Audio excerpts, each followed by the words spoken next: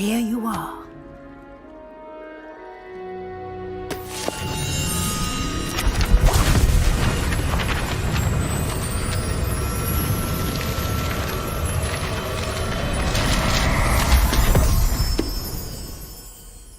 What is it?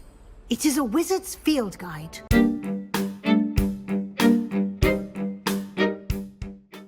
Hello my lovely ravens and welcome back to my channel. My name is Chantel and today I'm making the wizard field guide from the Hogwarts Legacy game. That's right, I will be making this in real size, like a real size prop, and I had a blast making this thing because it looks so good. You will see in the end. So first I'm selecting all the pages for my signatures. I will have 20 signatures with 7 folded pages, which means I have 14 pages in each signature, which is quite a lot.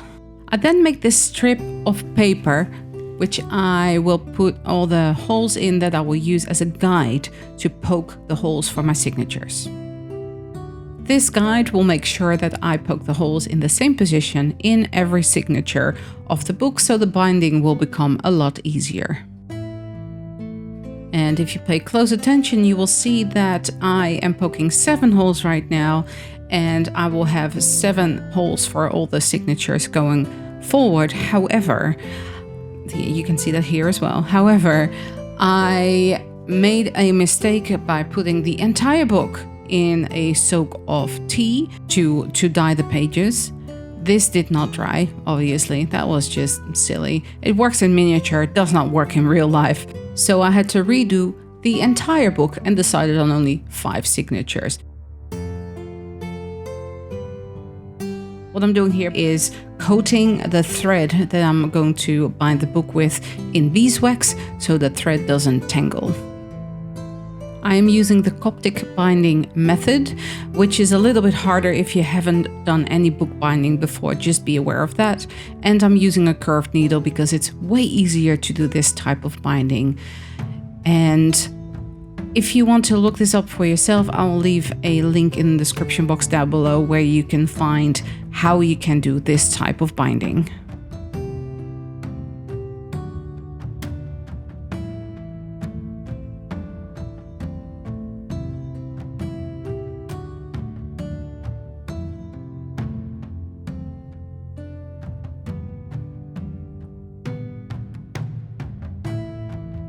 Here is the entire book all bound with the Coptic stitch binding, and the beauty of this kind of type of binding is that the book lies flat, completely flat. Now, to give some strength to the spine, because the covers are gonna be very, very heavy, I'm going to attach this piece of cotton to the spine, and I attach that with PVA and water glue mixture.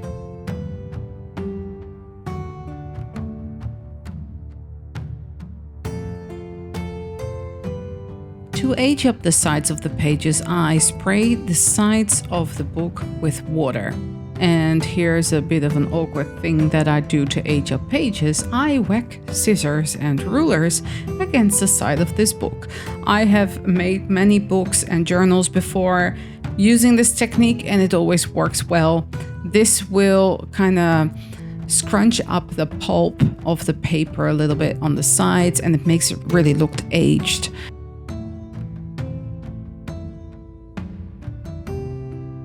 I made some instant coffee, which I'm going to put in this spray bottle. But inside this coffee, I also put like a teaspoon of bicarb soda. This will help neutralize some of the naturally occurring acid in the coffee. And then, you guessed it, I'm going to spray that all over the side of the book. I left the pages white because it is just the outside of the book that I really wanted to make in this video and not necessarily all the inside pages. So there's that. And whilst it's still wet, I'm going to go over with this ink pad as well, just swiping it left to right, right to left, and making some darker stains on the outside of the book. And then, of course, drying it afterwards. In the Hogwarts Legacy game, I cannot see a bookmark But this is such a big book, I think it needs a bookmark. So I found a nice ribbon and I'm adding that here. This is a good stage to add this right now because otherwise you won't be able to add it as easily as I can now. So I'm applying more of that PVA water mixture glue and then putting that ribbon on, and then over the top of that I will put another piece of fabric to secure it.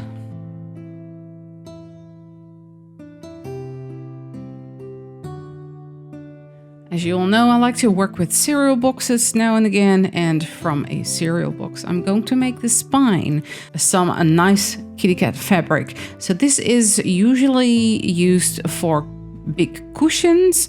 I found it at a thrift store at some point and I thought it would be good to paint over, and that's exactly what I'm going to do. I'm first cutting it to size and then I will cover that piece of cereal box with the fabric, which will become the spine. To attach the cereal box to the fabric, I am using Fabri-Tac glue.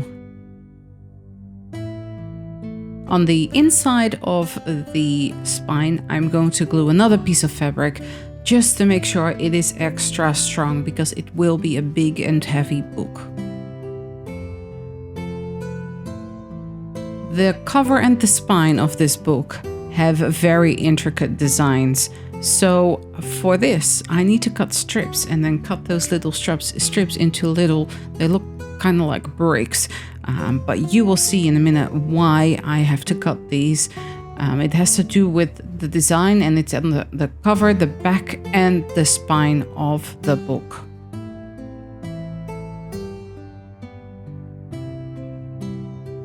I also cut out some other design pieces from some card stock. Actually, this is also some cereal box as well, just 2 layers for those little elements there. And the H, I had it cut out with my laser cutter and then I cut around that and made it into cardboard because this spine needs to be flexible. And by applying Mod Podge on top of this design later on, it will stay flexible. Here's the final design of the spine, and yes, you can still see the cat through, but I will be painting that later. First, I'm going to layer this with a layer of Mod Podge so I can seal in that fabric and it doesn't soak up all the paint.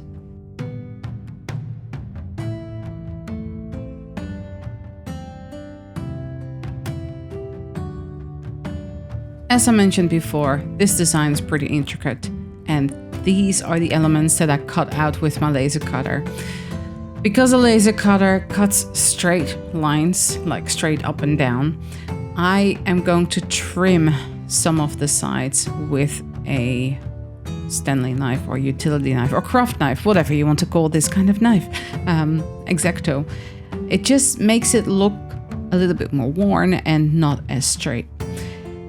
As you can see, there are some glossy elements right there on the wood. Those glossy elements are now covered in gray paint. That glossy stuff is Glossy Accents by Ranger. This will make it so the element here that I want to raise has that ridge in it, like the design I can see in the game. And I wanted to stay as true as possible to the game's design. Obviously, I don't have the leather to work with, but this would work just fine for what I want. And then, obviously, I'm using an acrylic paint to cover the entire thing in a dark brown acrylic paint. And this is a gold acrylic paint, nothing fancy, it's just acrylic paint. I will leave all the colors that I used also in the description box below. And I'm going to fill in all those little elements that I want gold and then go over that again with the brown, as you can see me do here, to make that crest stand out in gold.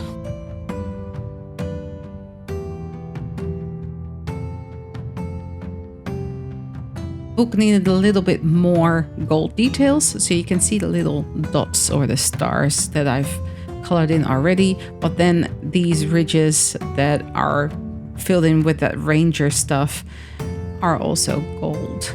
And this is almost done for the cover. I need to add some more shading with some chalk pastel, but we're nearly there. Of course, we cannot forget about the rivets that need to go on as well. These are just some plastic half pearls that I've glued on with some wood glue. Then for the final shading of the book, I'm going around the edges with a chalk pastel pencil. You can also just use ground up chalk pastel and apply it with a brush. I'm pretty sure I'll do that later on, but here you can see how I do that.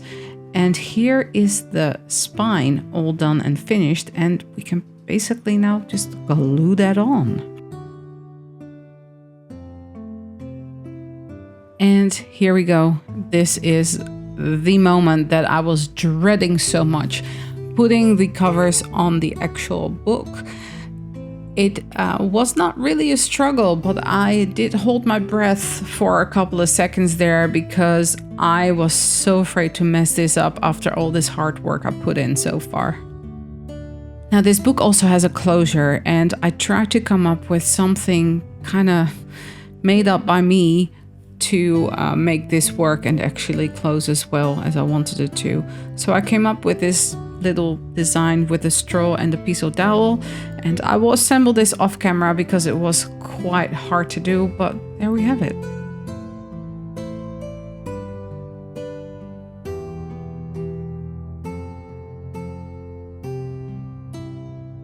Let's have a look what the final design looks like. And here we have it. I am so proud of this creation. I had so much fun making this thing. I hope you enjoy this too. I hope you're also enjoying playing Hogwarts Legacy as much as I have. And please let me know in the comment section down below if you would like to see me make other props from perhaps other video games. All my social media can be found in the description box below, and if you're new here, welcome! Don't forget to hit that subscribe and bell notification button so you don't miss out on any future videos, and of course, become part of the Raven family.